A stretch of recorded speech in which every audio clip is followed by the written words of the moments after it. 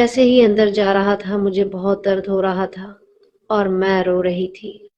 عامر مجھے آرام سے کرو، لیکن عامر میری بات نہیں سن رہا تھا۔ وہ آج مجھے درد دینے کے موڈ میں تھا۔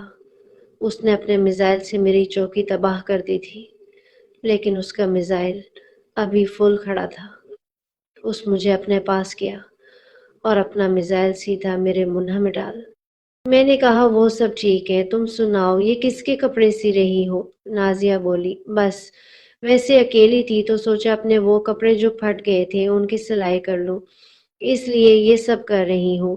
پھر وہ بولی، اچھا ہوا تم آ گئے، میں آج تمہارے گھر جانا چاہتی تھی لیکن مجھے لے جانے والا کوئی نہیں تھا۔ چلو میں کھانا بناتی ہوں، تم بھی کھا لینا، پھر اس کے بعد تم مجھے اپنے گھر لے جانا۔ یہ کہہ کر وہ کھانا پکانے لگی۔ کوئی آدھے گھنٹے میں اس نے کھانا بنایا اور مجھے دیا۔ میں کھانے لگا جبکہ وہ خود تیار ہونے چلی گئی۔ سے پہلے اس نے خالو کو بھی کھانا دے دیا۔ اس کے بعد وہ اندر گئی، کپڑے بدلے اور تیار ہو کر آ گئی۔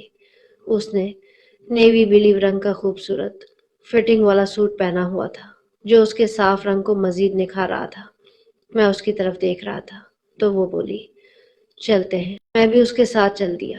ہم راستے میں گپے لگاتے ہنستے مسکراتے جا رہے تھے اور جلد ہی گھر پہنچ گئے کیونکہ ان کا گھر ہمارے قریب ہی تھا۔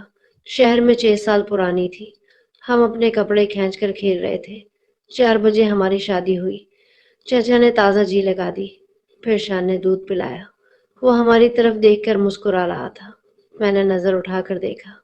اس نے اپنے دونوں ہاتھ جوڑ دیے۔ اپنی انگلیوں کی مدد سے فیڈر بنا کر اس نے اپنا نپل شان کے منہ میں دے دیا تھا۔ جیسے ہی چچا نے مجھے دیکھا اور محسوس کیا کہ میری نظر اس پر ہے، اس نے فوراً خود کو ہاتھ سے کرنا شروع کر دیا۔ میرے ذہن میں ایسی کوئی بات نہیں تھی، میں صرف شان کو دیکھ رہا تھا۔ لیکن جب چچا نے منہ کھولا اور مسکراہٹ دی تو میری سانس نے ہی مجھے کچھ اور سمجھا دی کی تھی، اور گھر میں نیند کے وقت کا شور مچا ہوا تھا۔ ہم سب بچے کھیل رہے تھے اور مست تھے۔ اندھیرا ہوتے ہی ہم نے کھیل بدلنے کا فیصلہ کیا۔ سردی کی وجہ سے سب بڑے کمرے میں چلے گئے اور ہم سب نے چھپن چھپائی کھیلنے کا فیصلہ کیا۔ گھر میں چھپنے کے لیے ایک اسٹور تھا جہاں پرانے اور فالتو کپڑے رکھے ہوتے تھے، جیسے کہ گرمیوں میں سردیوں کے کپڑے اور سردیوں میں گرمیوں کے کپڑے رکھے جاتے تھے۔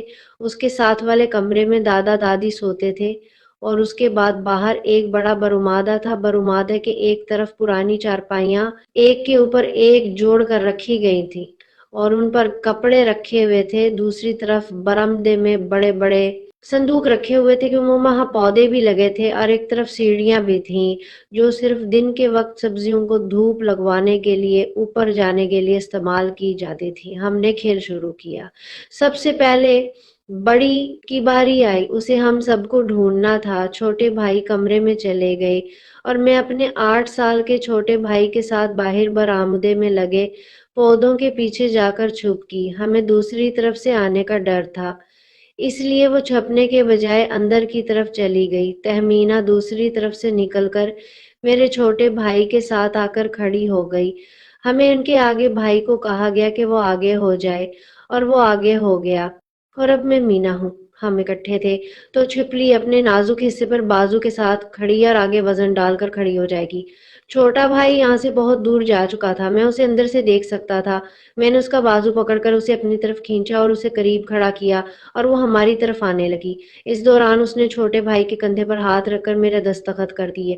میں بہت اچھا محسوس کر رہا تھا کیونکہ میں نے محسوس کیا کہ اس کی آواز کی شفقت مجھے اس کا ساتھ چھوڑ رہی ہے، لیکن یہ وقت ایسا تھا کہ میں صرف اچھا محسوس کر رہا تھا، لیکن ایک عجیب انداز میں۔